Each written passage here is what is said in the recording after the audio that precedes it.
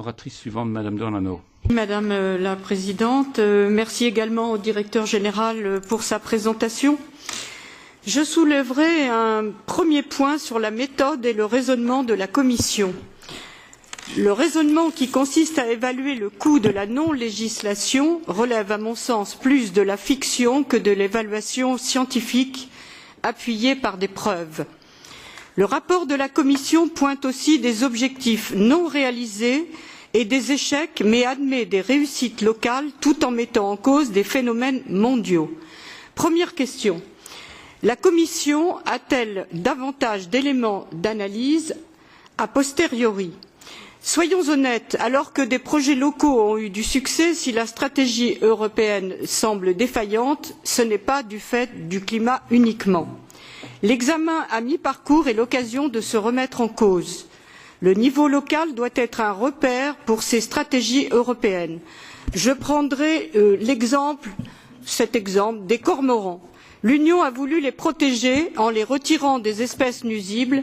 Résultat, sa prolifération a réduit les populations de poissons d'eau douce en étangs et rivières.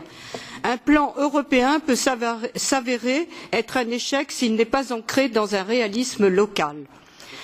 Deuxième question, quels outils locaux pour la mise en œuvre de cette stratégie sont prévus? Concernant les espèces exotiques envahissantes, je tiens à rappeler que l'éradication passe aussi par certaines mesures phytosanitaires, notamment. Or, la tendance est plutôt à la prohibition totale de ces méthodes. Voici une première contradiction. Et troisième question, quelle attitude de la Commission compte-t-elle adopter sur ce sujet?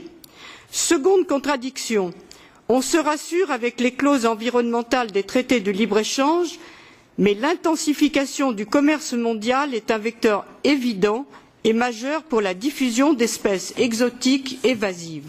Enfin, je profite des références faites dans ce rapport aux bienfaits de la pollinisation naturelle pour rappeler que notre groupe, par la voix de notre collègue Sylvie Godin, a proposé une proposition de résolution contre le sulfoxaflor qui sera soumise au vote demain.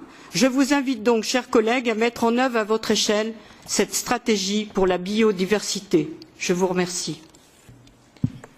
Merci.